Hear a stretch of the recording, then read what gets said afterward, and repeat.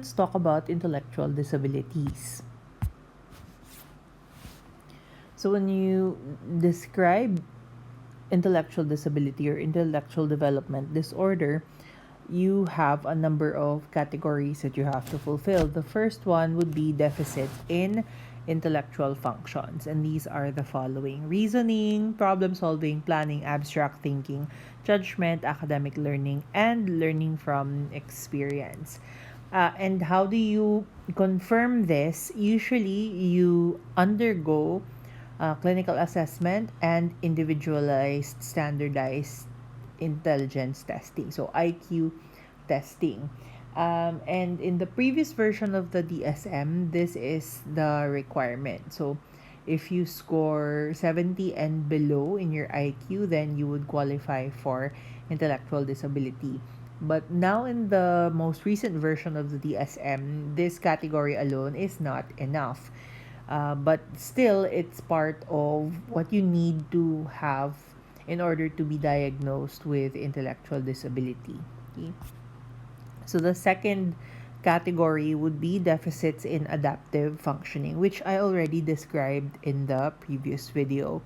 So the idea is that if you fail to meet developmental and sociocultural standards for personal independence and social responsibility, which leads to problems in functioning in one or more areas of daily living, then you would be seen as having a problem with adaptive functioning. So the three domains are conceptual, social, and practical domains. Yes, and then we will go to those concepts in a while. But the third category is that dapat nag-start yung deficit during the developmental period, and you already know what the developmental period is. Okay? So for example, if it is a person, like let's say for example 50 years old, who then develops problems with conceptual, social, or practical domains, then that would not be classified as a neurodevelopmental disorder because hindi na sa developmental period. Okay? So what are the three domains of adaptive functioning? So the first one is conceptual domain. So these are really the more academic concerns, like if the child is in school and he or she can't catch up with activities, having problems with writing, math, and take note, it's not just one, but general. So parang there's an overall delay in these areas, especially in the context of academic learning, then that would mean a problem in the conceptual domain of adaptive functioning. Another one is in the social domain. So, for example, does the person have awareness of other people's thoughts or feelings? And then, does the person understand or feel empathy for other people? And can he or she communicate that well? Diba? Can she create friendships and then have social judgment? So when you have social judgment, parang it's like, do you know when to say something and how to say something in order to make sure that you don't unnecessarily offend other people, or so that your message comes across correctly, diba? And appropriately to the situation. So that's the social domain. And then the other one would be the practical domain. So learning and self-management across life settings. So that means taking care of yourself, dressing yourself up, feeding yourself, and then taking on a job and functioning in that job, diba? Being, can people trust you?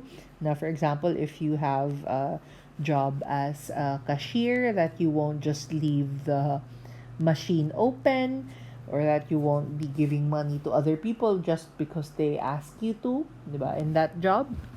And then another one would be money management. Do you know how to like secure your own money and then not just give it away to practically anybody?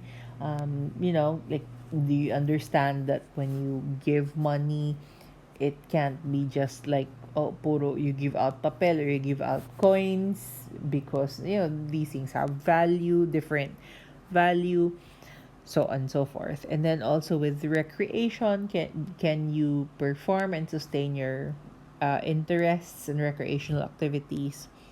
And then can you organize tasks at home and in your work and in school, if ever?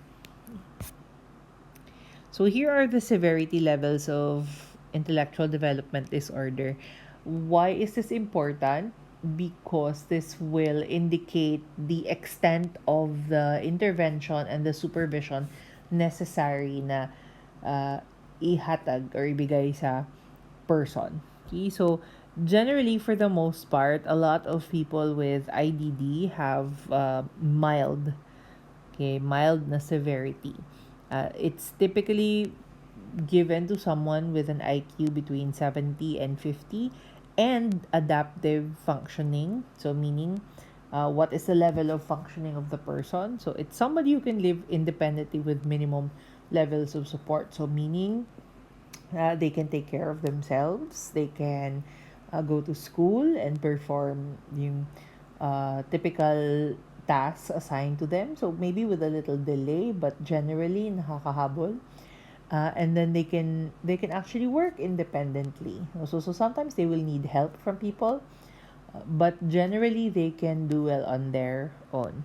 So the next one would be mild. So that's a relatively smaller percentage, and that's someone with an IQ between 49 to 35.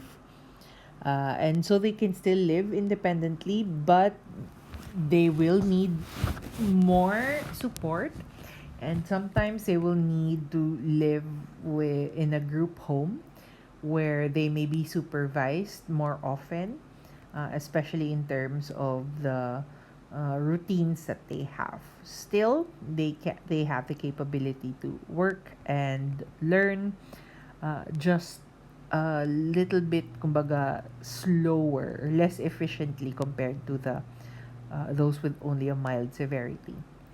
Next would be severe. So an even smaller percentage of people have severe IDD. And in terms of IQ, it's 34 to 20.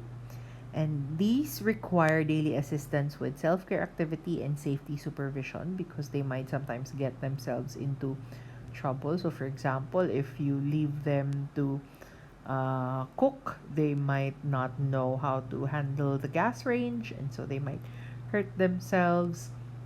So, those things.